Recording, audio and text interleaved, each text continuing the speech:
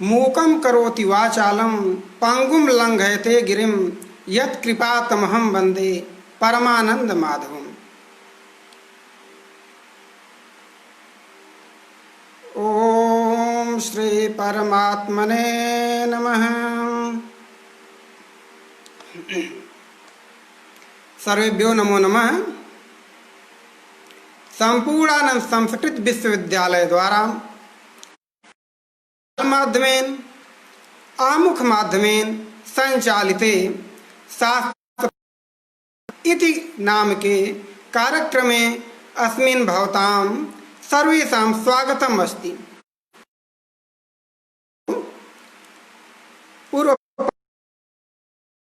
प्रथम खंड में नाम, आख्यात, उपसर्ग तथा निपात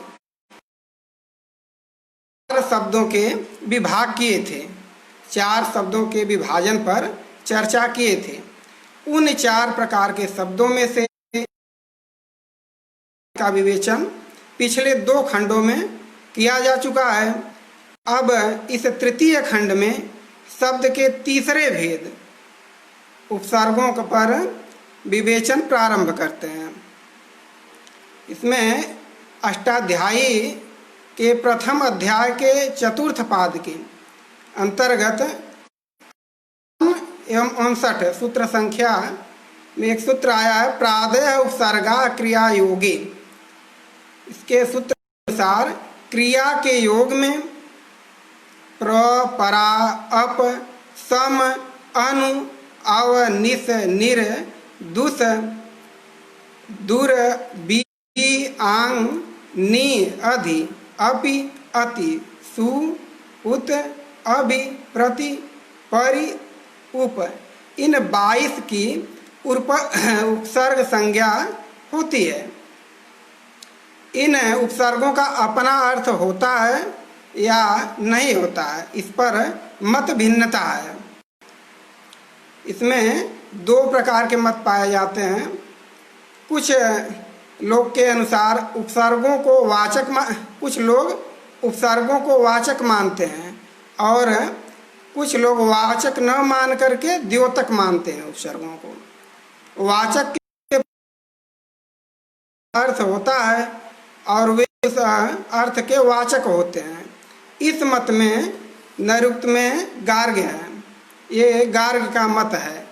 और आचार्य शाकटायन का, शाकटायन कहते हैं इनके उपसर्ग अर्थ के वाचक नहीं होते हैं। द्योतक पक्ष में उपसर्गों का अपना अर्थ नहीं होता है। वे जिनके साथ मिलते हैं उसके अर्थ में विशेषता का बोध कराते हैं। इस प्रकार दार्शनिकों में भी न्यायिक और मीमांसक दोनों उपसर्गों को द्योतक और निपातों को वाचक मानते हैं। और इधर वैयाकरण लोग उपसर्ग और निपात के बीच इस प्रकार के भेद का समर्थन नहीं करते हैं। वे दोनों को द्योतक मानते हैं। इसी प्रकार भर्तृहरि, त्रयश्रतकार भर्तृहरि अपने वाक्पदीय ग्रंथ में मध्यम मार्ग को अपनाकर वाचक तथा दोनों पक्ष में अपनी सहमति प्रकट करते हैं। कहते हैं सवाचको विशेषाणाम संभवाद द्योतकोपि वा। सवाचको विशेषाणाम।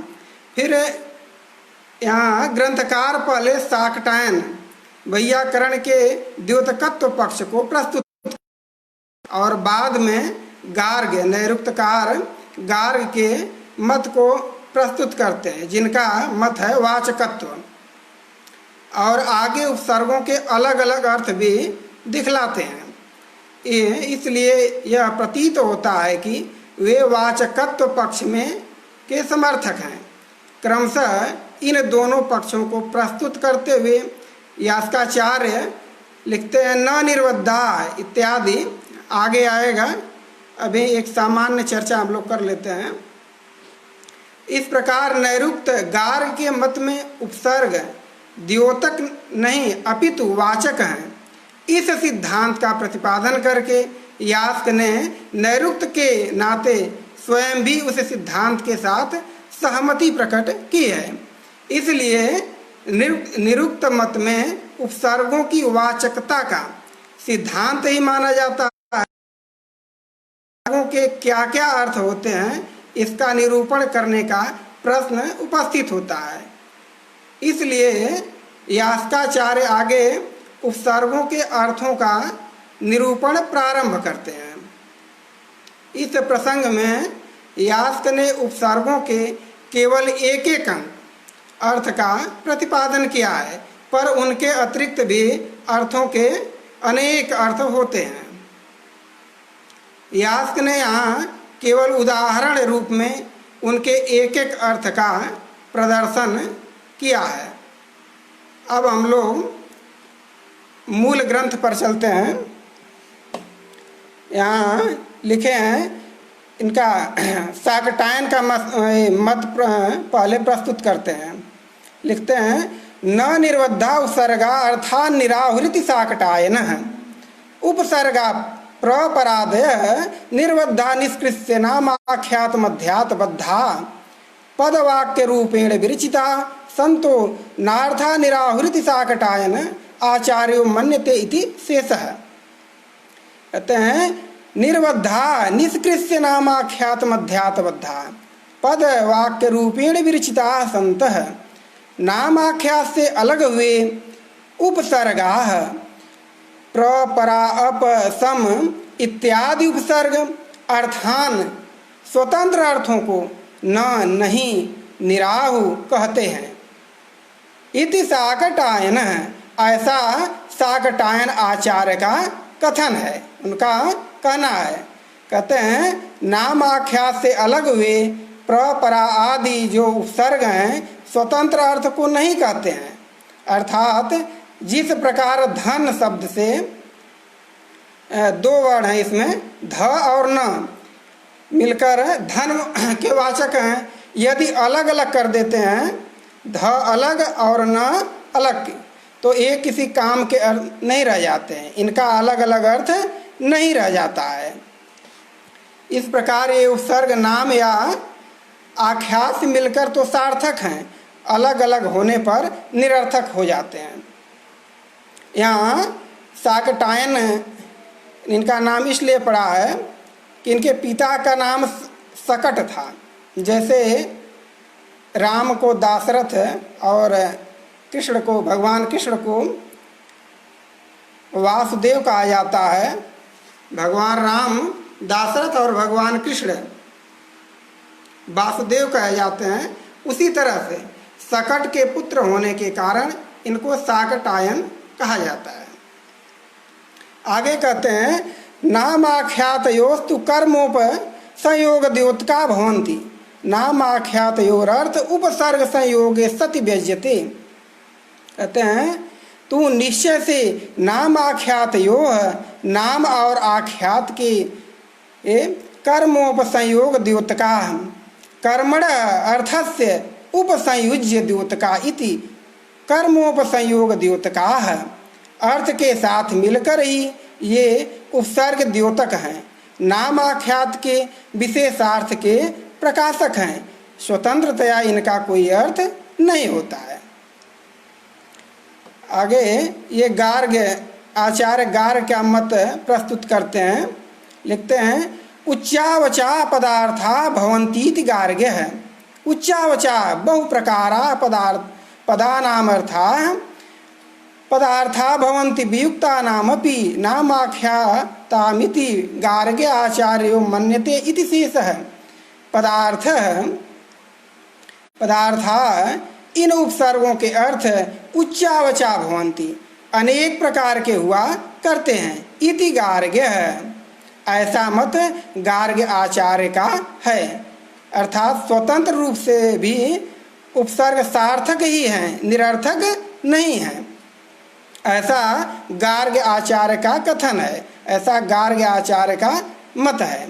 अतः शाकटायन का यह सिद्धांत, जो पूर्व में शाकटायन का सिद्धांत आया था, कथन आया था कि इनका कोई अपना अर्थ नहीं होता है, इस प्रकार वह गलत ठहरता है। आगे कहते हैं तद येषु पदार्थी है प्राहुरिमें तम नामाख्यातयोर अर्थ विकरणम। कहते हैं पहले शाकटायन ने जो यह कहा है कि नामाख्यात से पृथक अवस्थित स्थित उपसर्ग निरर्थक हैं, तो यह सिद्धांत अयुक्त है, अतर्क संगत है, क्योंकि यह जो येषु पदार्थ है इन उपसर्गों का अपना अर्थ है, स्वतंत्र अर्थ है। इमे ये उपसर्ग तम उस अपने स्वतंत्र अर्थ को प्राहु बराबर कहते हैं। इन उपसर्गों का वह स्वतंत्र अर्थ है। नाम आख्यातयोः अर्थ विकरणम, नाम और आख्यात में जो अर्थ विकार है, ये कहते हैं कि नाम और आख्यात में जो अर्थ का विकार हुआ है, उपसर्ग के लगने से नाम और आख्यात में जो अर्थ भेद उपस्थित हो जाता है, बस वही उपसर्गों का अपना स्वतंत्र अर्थ है, इसलिए उपसर्ग सार्थक हैं। यह उनका स्वतंत्र अर्थ क्रमशः बतलाते हैं। ये दोनों आचार्यों के मतों को प्रस्तुत करने के उपरांत एक एक उपसर्ग का अर्थ देते जाते हैं। ये कहते हैं ये प्रथम उपसर्ग है आ, लिखते हैं आ इत्यर्वाग अर्थे तद्यथा आ पर्वतादिति। आ यह अर्वाक इधर के अर्थ में आता है, जैसे आ पर्वतात पहाड़ से। इसी प्रकार अगला उपसर्ग है प्रपरेतेतस्य प्रातिलोम्यम। प्र और परा पर चर्चा करते हैं। कहते हैं प्र और परा ये दोनों एतस्य इस आ के प्रातिलोम्यम उल्टे विपरीत अर्थ को कहते हैं, जैसे प्रगतः परागतः, परागतः परे चला गया, और पहले आया था आ उपसर्ग जिसका है आगत, आया और चला गया, तो विपरीत अर्थ इसका हुआ। ये यहाँ आ उपसर्ग समीप या अर्वाग अर्थ में प्रयोग का वैदिक उदाहरण है। सर्वे नंदन्ति यशसा आगतेन, सब लोग समीप आए यश से प्रसन्न होते हैं, अर्थात यश को प्राप्त करके सबको प्रसन्नता होती है। यह उदाहरण आया है ऋग्वेद के 10वें मंडल के 71वें सूक्त के 10वें मंत्र में। आगे प्र और परा उपसर्ग इसके विपरीत अर्थ को कहते हैं, अर्थात आ के विपरीत अर्थ को कहते हैं।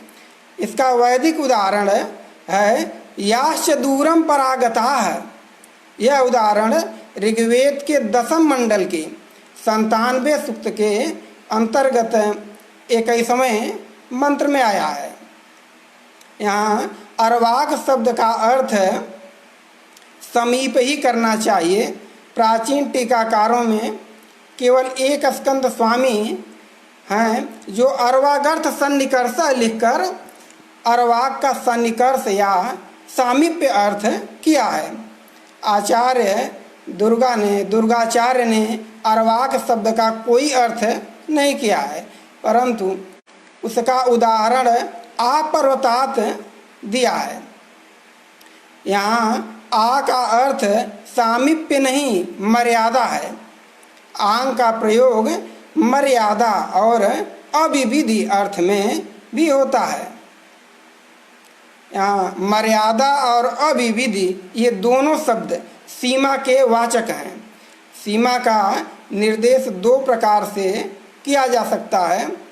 एक सीमा भाग को सम्मिलित करके उसको ले करके सीमा भाग को, और दूसरा सीमा के उधर के भाग को छोड़ करके।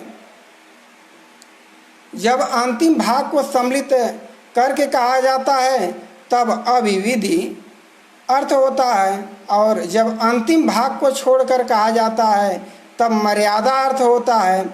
अंग्रेजी में इसको इंक्लूडिंग और एक्सक्लूडिंग पदों से निर्दिष्ट किया जाता है। आमुक्ते संसार है, यह मर्यादा का उदाहरण है। मुक्ति पर्यंत संसार है, मुक्ति पर्यंत संसार है, मुक्ति उस संसार में सम्मिलित नहीं है। मुक्ति से पहले तक संसार रहता है और मुक्ति होने पर संसार नहीं रहता है, यह इसका अर्थ है। इसी प्रकार आबालम हरिस्नेह, बालकों पर्यंत कृष्ण के प्रति स्नेह है। यहाँ कृष्ण के स्नेह की सीमा बालकों को कहा गया है, परंतु बालक उससे अलग नहीं है। बालकों में भी हरि स्नेह पाया जाता है, यह इसका अर्थ है। इसलिए यहाँ अविविधि के अर्थ में प्रयुक्त हुआ है। इन दोनों उदाहरणों में आंग मर्यादा भी इस सूत्र से, यह सूत्र आया है अष्टाध्यायी के द्वितीय अध्याय के अंतर्गत प्रथम पाद का ये 13वां सूत्र है। इस सूत्र से पंचम्यंत मुक्ति है तथा बालेभ्य पदों के साथ आंग का अव्ययी भाव समास हुआ है। अब हम लोग अगले उपसर्ग पर आते हैं, अभि पर। लिखते हैं ग्रंथकार अभित्याभिमुख्यम, उदाहरण देते हैं अभिगतः। अभि यह आभिमुख्य सम्मुखता को कहता है, जैसे अभिगतः त्वाम, तेरे सम्मुख आ गया। यहाँ इसमें ऋग्वेद में एक मंत्र आया है 10वें मंडल के 146वें सूक्त के अंतर्गत 5वां मंत्रांश है, अन्यश्चेन्नाभिगच्छति में अभि उपसर्ग आभिमुख्य सम्मुख अर्थ में प्रयुक्त हुआ है। अब अगला आता है उपसर्ग प्रति। लिखते हैं प्रतीत्येतस्य प्रातिलोम्यम, एतस्य उभे प्रातिलोम्यम आ प्रतिगत इति। प्रति इति प्रति यह एतस्य इस अभि के प्रातिलोम्यम प्रतिकूल अर्थ को कहता है, जैसे प्रतिगत लौट गया। यहाँ लिखते हैं, यहाँ एक मंत्र आया है ऋग्वेद के 10वें मंडल के 128वें सूक्त के अंतर्गत 6वां मंत्रांश है, अग्नेमन्युम प्रतिनुदत। इस प्रकार करके आया है। यहाँ प्रति उपसर्ग का प्रयोग भी आभिमुख्य के विपरीत दूर करने अर्थ में प्रयोग हुआ है। अगला उपसर्ग है अति। लिखते हैं अतिसु इत्यभिपूजितार्थे, अतिसु इत्येताभि पूजितार्थे वर्तते अतिधन सुब्राह्मण इति। अति और सु इति ये दोनों अभि पूजितार्थे सत्कृत अर्थ में या पूजार्थ में आते हैं, जैसे अति धन बहुत धनी, सुब्राह्मण उत्तम ब्राह्मण। ये आया, इसका उदाहरण हमें प्राप्त होता है ऋग्वेद के 10वें मंडल के अंतर्गत 187वें सूक्त के दूसरे मंत्र में। लिखते हैं, वहाँ पर प्राप्त होता है मंत्रांश तिरो धन्वा अतिरोचते। यहाँ अति उपसर्ग तथा सुदेवो असि, इसमें सु उपसर्ग अभिपूजित अर्थ में प्रयोग हुआ है। यहाँ अभिपूजित अर्थ में प्रयुक्त हुआ है। अब हम लोग नीर और दुर उपसर्ग की चर्चा करते हैं। ग्रंथकार लिखे हैं निर्दुर्त्य ते तयो प्रातिलोम्यम निर्धन दुर्ब्राह्मण इति। निर्धन दुर्ब्राह्मण इति, निर और दुर इति ये दोनों एतयो, इन दोनों अति और सु के प्रातिलोम्यम विपरीत अर्थ को कहते हैं, जैसे निर्धन दुर्ब्राह्मण। इसका उदाहरण हमें प्राप्त होता है ऋग्वेद के प्रथम मंडल के अंतर्गत 182वें सूक्त के 5वें मंत्र में। यहाँ आया है मंत्र अंश मनसा निरु हथु, यहाँ निर उपसर्ग निंदार्थक है। इसी तरह से ऋग्वेद के 7वें मंडल के अंतर्गत 65 सूक्त संख्या 65 के अंतर्गत तीसरा मंत्र है, दुरत्येत रिपवे मर्त्यात्। यहाँ दुर उपसर्ग निंदा परक अर्थ में आया है। अब हम लोग अगला उपसर्ग पर चर्चा करते हैं, नी और अव पर। में लिखा है ग्रंथकार ने, न्यवेति विनिग्रहार्थीय निगृहणाति अवगृहणातीति नियंत्र तित्यर्थ है। नि और अव ये दोनों नियंत्रण दबाने अर्थ में आते हैं।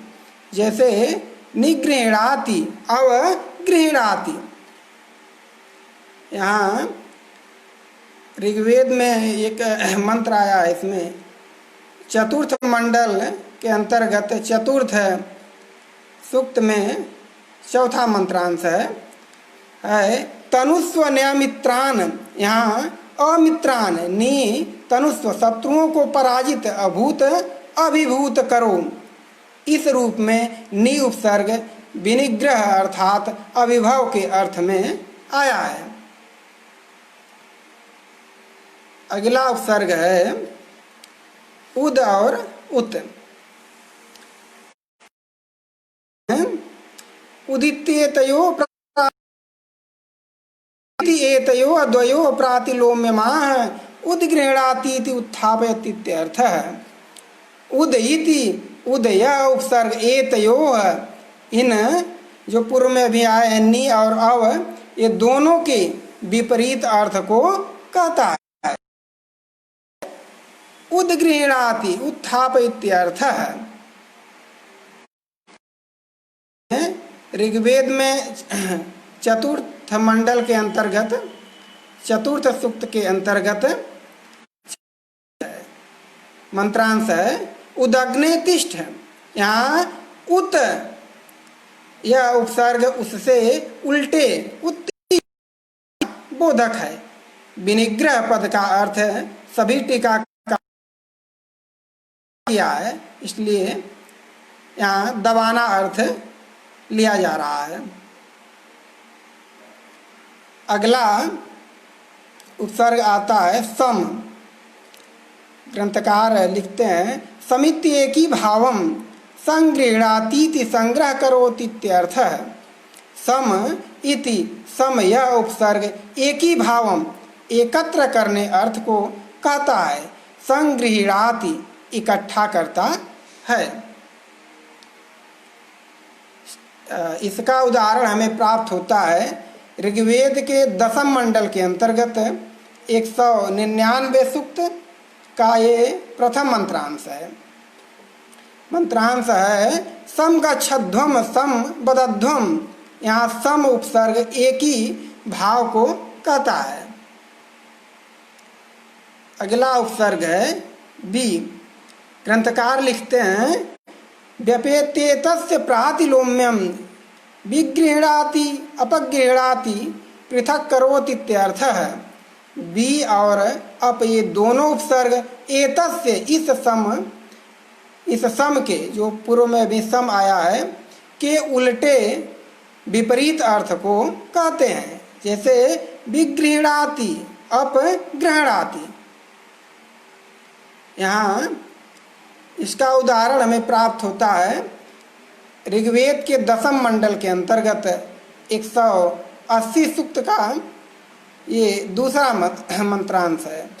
वी शत्रुन इत्यादि मंत्र है। यहाँ पर बी उपसर्ग तथा यहाँ बी उपसर्ग और अप उपसर्ग उल्टे अर्थ को कहता है या विपरीत अर्थ में यहाँ आया है। आगे अनु उपसर्ग पर चर्चा करते हैं। ग्रंथकार यहाँ लिखे हैं निरुक्तकार अन्विति सादृश्य पर भावम अनुरूप अस्य में अन्विति सादृश्य पर भावम अनुइति अनु यह उपसर्ग सादृश्य पर भावम। सादृश्य अर्थात समानता तथा समानता अर्थ में कहते हैं। समानता तथा अपर भाव अर्थात अनुगमन अर्थ को कहता है। जैसे अनुरूपमिदमस्य, जैसे अनुरूपमिदमस्य, यह इसके समान है। अनुगच्छति, पीछे चलता है, अनुगमन करता है। इसमें इसका उदाहरण हमें ऋग्वेद के चतुर्थ मंडल के अंतर्गत 7वें सूक्त का के 10वें मंत्रांश में प्राप्त होता है। इसमें है यदस्य वातो अनुवाति सोचि, इसमें अनुपसर्ग का प्रयोग सादृश्य अर्थ में हुआ है। और पूर्वे साम पंथान अनुदिश्य धीरा, यहाँ अनु उपसर्ग का प्रयोग अपर भाव या पश्चात इस अर्थ में या बाद के अर्थ में हुआ है। अब हम लोग अगले उपसर्ग अपि पर चर्चा करते हैं। ग्रंथकार लिखते हैं अपीति संसर्गम सर्पिशोपि स्यात् मधुनोपि स्यात् संबंध सामान्य षष्ठी बिंदु इत्यादि। अपि इति, अपि यह उपसर्ग संसर्गम, संसर्ग को कहता है। जैसे मधुनोपि स्यात्, शहद की भी एक बिंदु सही। या जैसे देवदत्तमपि आनय, देवदत्त को भी ले आए, यहाँ अपि से अन्य का भी संसर्ग सूचित होता है। इसका उदाहरण हमें ऋग्वेद के चतुर्थ मंडल के अंतर्गत 40वें सूक्त के चतुर्थ मंत्र में प्राप्त होता है। इसमें है मंत्र आया है ग्रीवायाम बद्धो अपि कक्ष आसनी। यहाँ अपि उपसर्ग का प्रयोग संसर्ग अर्थ में हुआ है। लोक में अपि स्तुहि, लोक में अपि स्तुहि, अपि सिंच, ये अपि के संसर्गार्थ में प्रयोग के उदाहरण हैं। अब हम लोग अगले उपसर्ग पर चर्चा करते हैं, उप पर। ग्रंथकार लिखते हैं उपेत्युपजनम उपजायते, उपजना माधिक्य, उपजनमाधिक्य। उप यह आधिक्य को कहता है। जैसे उपजायते अधिक होता है, उप परार्धे हरेर गुणाः, हरेर गुणाः परार्ध संज्ञा से भी अधिक हरि के गुण हैं। इसका उदाहरण हमें ऋग्वेद के 10वें मंडल में प्राप्त होता है, जो 10वें सूक्त के अंतर्गत 10वें मंत्र का अंश है। इसमें आता है उपवरहि वृषभाय। यह उप उपसर्ग वृद्धि अर्थ में, वृद्धि के अर्थ में आता है, यहाँ वृद्धि के अर्थ में आया है। अब हम लोग अगले उपसर्ग परि पर चर्चा करते हैं। ग्रंथकार यहाँ लिखते हैं परीति सर्वतो भावम, परिधावतीति सर्वतो धावित। परीति, पर यह सर्वतो भावम, सब तरह होने अर्थ को कहता है। जैसे परिधावती, सब ओर दौड़ता है। यहाँ परि उपसर्ग सर्वतो भाव अर्थ में प्रयुक्त होता है। इसका उदाहरण परितो सिंचिता इत्यादि हमें प्राप्त होता है ऋग्वेद के 9वें मंडल के अंतर्गत 107वें सूक्त का यह प्रथम मंत्रांश है। अब हम लोग अगले उपसर्ग पर चर्चा करते हैं, अधि पर। ग्रंथकार लिखते हैं अधित्युपरि भावमैश्वर्यम वा। अधि इति, अधि यह उपरि भावम, ऊपर होने अर्थ को, ऐश्वर्यम वा या ईश्वर के अर्थ को व्यक्त करता है। जैसे अधितिष्ठति लोकम, सब लोक के ऊपर स्थित हैं। अधिपति है, सबका ईश्वर है। यह अधि उपसर्ग के ऊपरी भाव तथा ऐश्वर्य दो अर्थ यहाँ दिखलाए गए हैं।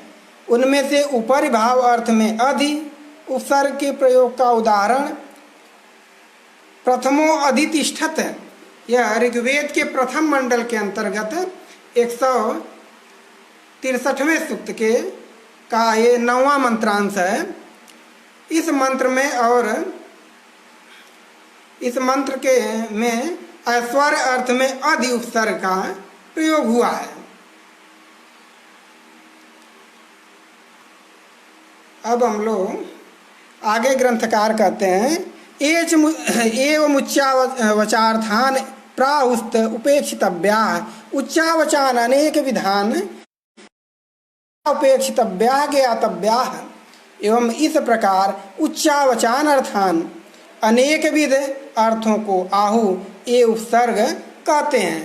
ते उनको उपेक्षितव्या अच्छी तरह से देख लेना चाहिए, अर्थात उनके ऊपर खूब विचार कर लेना चाहिए, अत्यधिक विचार कर लेना चाहिए।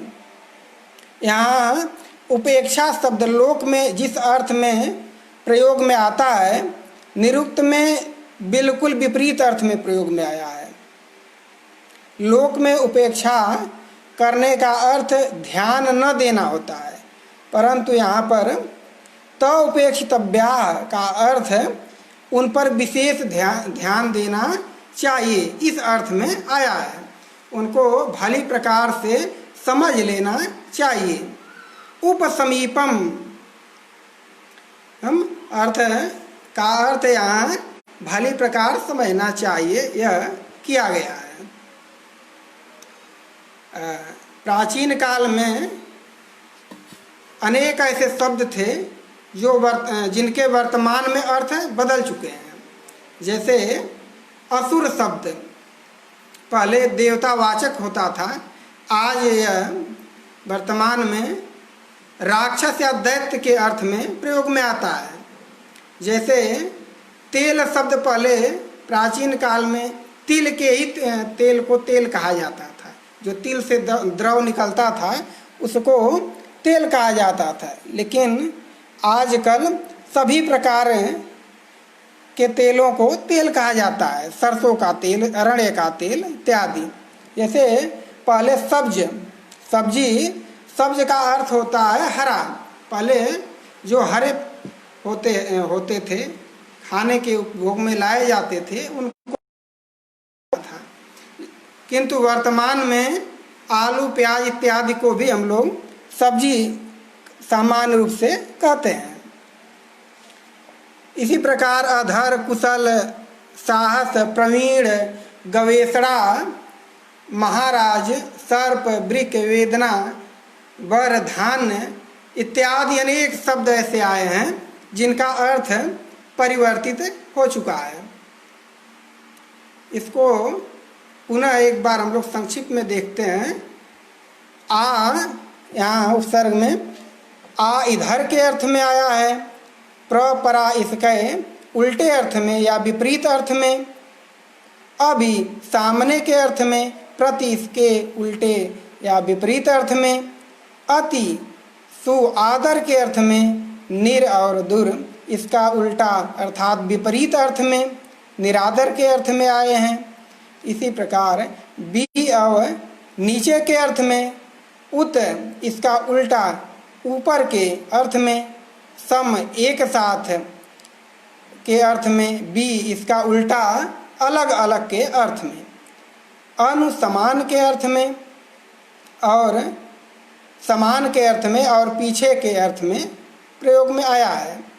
अपि संसर्ग अर्थ में, उप समीप के अर्थ में, परि चारों ओर के अर्थ में, अधि ऊपर होना, इस प्रकार का के अर्थों का प्रयोग यहाँ किया गया है।